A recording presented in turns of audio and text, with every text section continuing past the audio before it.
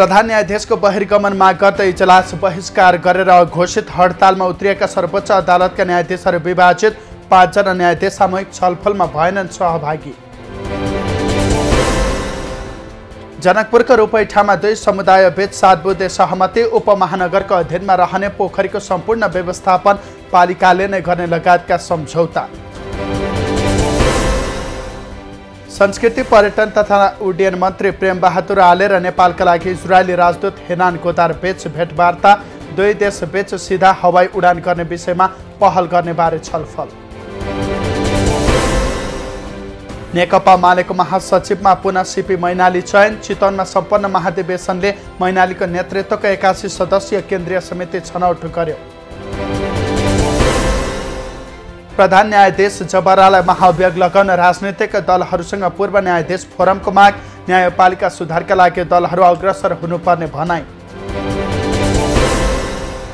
प्रशासकहरू व्यवहारिक बन्नुपर्ने संघीय मामिला तथा सामान्य प्रशासन मन्त्री राजेन्द्र प्रसाद श्रेष्ठको भनाई। पक्षपातपूर्ण व्यवहार नगरी काम लगाउन आग्रह। नेपालमा पछिल्लो 24 घण्टामा 416 जनामा कोरोना संक्रमण पुष्टि। थप 270 जना संक्रमण मुक्त। पछिल्लो 24 घण्टामा कोरोना संक्रमणबाट 1 जनाको मृत्यु। यो सँगै मृत्यु हुनेको संख्या 11,478 पुग्यो। कृषि क्षेत्रमा परिवर्तनको आवश्यकता रहेको एकीकृत समाजवादीका अध्यक्ष नेपालको भनाई। कृषि क्षेत्रका आधुनिकीकरण, व्यवसायीकरण र यान्त्रिकरण गर्न सकेमा अर्थतन्त्रमा आमूल परिवर्तन हुने दाबी। भारत सरकारको सहयोगमा नुवाकोट र गोर्खा जिल्लामा 50,000 आवास पुनर्निर्माण। सांस्कृतिक सम्पदा पुनर्निर्माणमा सहयोग गरिरहेको जानकारी। भूकम्प पछिको पुनर्निर्माणका लागि भारत सरकारले 150 मिलियन अमेरिकी डलर बराबरको सहयोग गरेको राष्ट्रिय पुनर्निर्माण प्राधिकरणका प्रमुख कार्यकारी अधिकृत सुशील गेवालीको भनाई।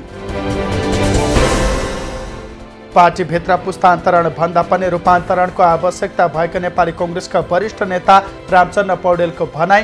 राष्ट्रियता र लोकतन्त्रको रक्षा गर्ने आधार कङ्ग्रेससँग मात्र रहेको दाबी।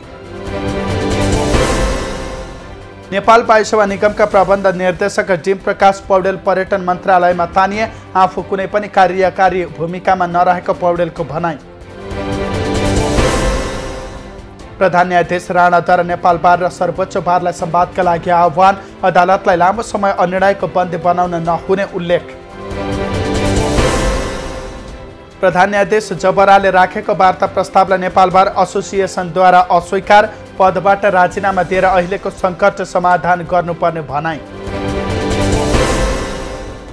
जनस्वास्थ्यमा प्रतिकूल असर गर्ने विज्ञापन सामग्री प्रचार प्रसार नगर्न भन्दै विज्ञापन बोर्डले जारी गरेको सूचनाप्रति मिडिया अलायन्स नेपालको आपत्ति। 21औं शताब्दीमा उपभोक्ताको अधिकार कुण्ठित हुने गरी जारी सूचनाप्रति खेद प्रकट।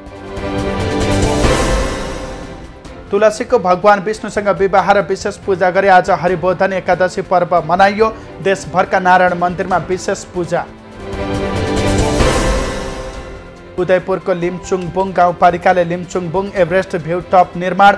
भ्यू व्यावसायिक हिसाबले पर्यटक भित्र्याउने योजना।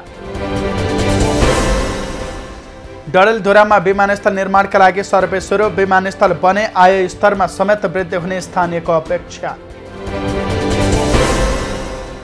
3 सातादेखि न्यायालय अस्तव्यस्त। निमुखा जनता भने न्यायिक अधिकारबाटै वञ्चित। धरानमा ज्येष्ठ नागरिकलाई लक्षित गरी शिविर सञ्चालन। 60 जना वृद्ध वृद्धाले लिए शिविरबाट लाभ। नगरका सबै ओडामा शिविर विस्तार गर्ने योजना।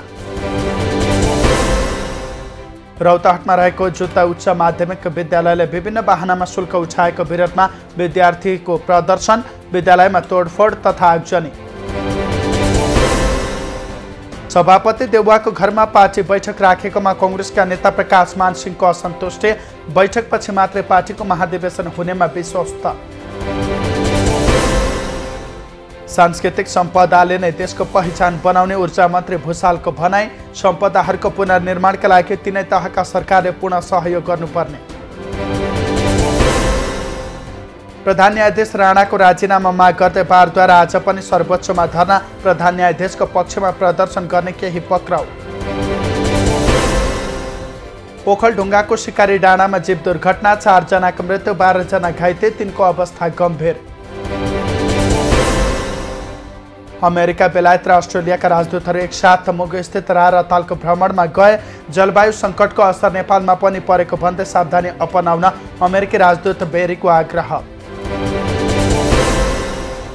विभिन्न क्षेत्रमा मिडिया र पत्रकारलाई अनुदानका लागि निवेदन दिन प्रेस काउन्सिल नेपालको आह्वान। 35 दिनभित्र काउन्सिलको कार्यालयमा निवेदन दिन सकिने। सर्वोच्च अदालतमा देखिएको गतिरोध प्रति पत्रकार महासङ्घको चिन्ता। नेपाल बार एसोसिएसनले गरेको शान्तिपूर्ण आन्दोलनमा सर्वोच्च अदालत र प्रहरी प्रशासनबाट हस्तक्षेप भएको प्रति आपत्ति। प्रधान न्यायाधीश चोलेन्द्र शमशेर जबराको राजीनामा माग गर्दै सर्वोच्च अदालत परिसरमा नेपाल बार एसोसिएसनको धरना। आज पनि उपत्यकाका सबै बार इकाइको सहभागितामा 2 घण्टा धरना। रौतहटमा एकै परिवारका 2 बालक 5 वर्षीय आकाश मुखिया र 4 वर्ष विकासको उपचारका क्रममा मृत्यु। रिसिबीका कारण गाउँको स्थानीयले विष खुवाई हत्या गरेको परिवारको आरोप।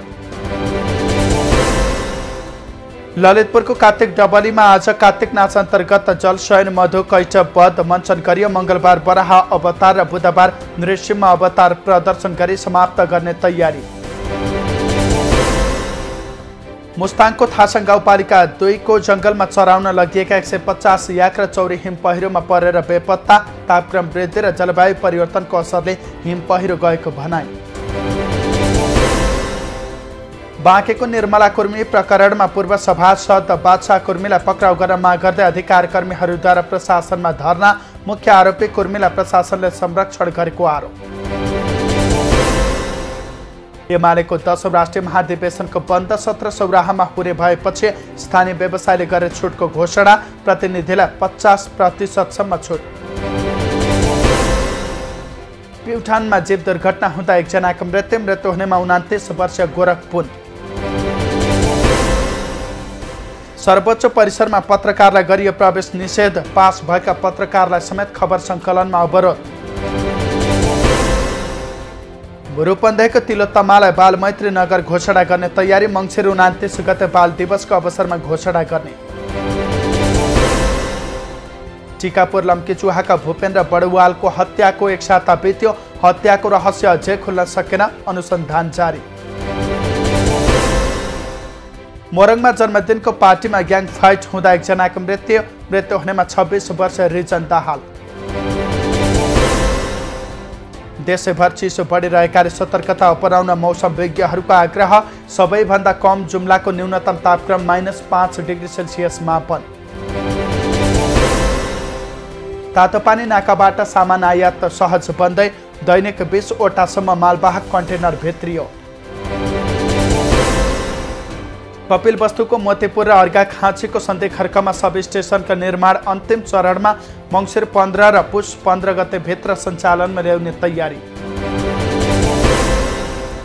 गौतम बुद्ध अन्तर्राष्ट्रिय विमानस्थलमा इन्स्ट्रुमेन्ट ल्यान्डिङ सिस्टम जडान। नेपालका 35 वटै विमानस्थलमा प्रविधिको सहयोगमा जहाज अवतरण गर्न सकिने। 3 सातामा सवारी लाइसेन्सको आवेदन दिनेको सङ्ख्या 4 लाख पुग्यो। यातायात कार्यालयमा अझै आवेदन दिनेको भिड। चितवनमा आगामी पुष 2 देखि 4 सम्म अन्तर्राष्ट्रिय औद्योगिक प्रदर्शनी हुने। राष्ट्रिय तथा अन्तर्राष्ट्रिय गरी 200 भन्दा बढी स्टल रहने। 1 अर्ब 59 करोडमा कर्णालीमा रङ्गशाला निर्माण सुरु। निर्माण कार्य 30 महिनामा सम्पन्न गर्ने। स्वास्थ्य मन्त्रालयको 12औं तह अन्तर्गत विशेषज्ञ चिकित्सकको बढुवा प्रक्रिया अन्तिम चरणमा। बढुवाका लागि 5 जनाको नाम सिफारिस गर्ने समितिको तयारी। सबै शिक्षकका स्वास्थ्य बिमा गर्ने ककनी गाउँपालिकाको घोषणा। सामुदायिक विद्यालयका शिक्षकको 1 लाख बराबरको स्वास्थ्य बिमा गर्ने। सेती प्रादेशिक अस्पतालको आइसियुमा 5 वटा मात्र शय्या अभावका कारण बिरामी मर्कामा। सुदूरपश्चिमका 7 जिल्लावासी कोरोना विरुद्धको फाइजर खोप लगाउन डडेलधुरा पुग्नुपर्ने बाध्यता। खोप केन्द्र नजिक नहुँदा खोप लगाउनेलाई शास्ति। जाडो बढेसँगै इन्फ्लुएन्जाको जोखिम उच्च, सतर्कता अपनाउन स्वास्थ्य मन्त्रालयको आग्रह। दुर्घटनामा गम्भीर घाइते भएका डाक्टर दीपक खरेलको राष्ट्रिय ट्रमा सेन्टरमा उपचार। खरेलको सबै उपचार सरकारले निशुल्क गरिदिने। भरतपुर अस्पतालमा रोटरी स्पाइनल इन्जुरी सेन्टर भवनको शिलान्यास। भवन निर्माणमा विभिन्न 8वटा क्लबको आर्थिक सहयोग। तोकियो भन्दा बढी शुल्क नलिन मेडिकल कलेजहरूलाई चिकित्सा शिक्षा आयोगको आग्रह। बढी शुल्क लिए कारबाही गर्ने आयोगको चेतावनी। कर्णाली स्वास्थ्य विज्ञान प्रतिष्ठानका पदाधिकारीलाई काममा रोक लगाउने निर्णय कार्यान्वयन नगर्न उच्च अदालत पाटनको आदेश। 4 महिनामा 107 उद्योग दर्ता। स्वदेशी ठुला उद्योग थपिँदै ऊर्जाका मात्र 11वटा थपिने। सोमबार सुन तोलामा 300 रुपैयाँले घट्यो। छापावाल सुन प्रति तोला 94,300 रुपैयाँमा कारोबार। सोमबार नेप्से परिसूचक 26 अङ्कले बढ्यो। 3 कम्पनीमा निरन्तर सर्किट। 4 अर्ब 73 करोड रुपैयाँ बराबरको कारोबार। अमेरिकी राष्ट्रपति बाइडेन र चिनिया समकक्षी बीच वार्ता हुँदै साइबर सुरक्षा, व्यापार र परमाणु हतियारबारे छलफल हुने। युरोपमा संक्रमण बढेपछि नेदरल्यान्डमा लकडाउन। जर्मनी र बेल्जियममा नयाँ मापदण्ड लागू गर्ने तयारी। प्रदूषणको मात्रा बढ्दै गएपछि भारतको हरियाणामा नोभेम्बर 17सम्मका लागि विद्यालय बन्द। दाउरा, कागज र पराल बाल्ने जस्ता कार्यमा पनि रोक। अस्ट्रियामा कोरोना भाइरसको संक्रमण नियन्त्रणका लागि राष्ट्रव्यापी लकडाउन। खोप नलगाएका व्यक्तिहरूका लागि लकडाउनको घोषणा। बेलायतको लिभरपुलमा महिला अस्पताल बाहिर कार विस्फोट हुँदा 1 जनाको मृत्यु। घटनामा संलग्न भएको आरोपमा 3 जना पक्राउ। जापानकी पूर्व राजकुमारी माको अमेरिका पुगिन्। दुवैजना अब न्युयोर्कमा भाडाको अपार्टमेन्टमा बस्ने।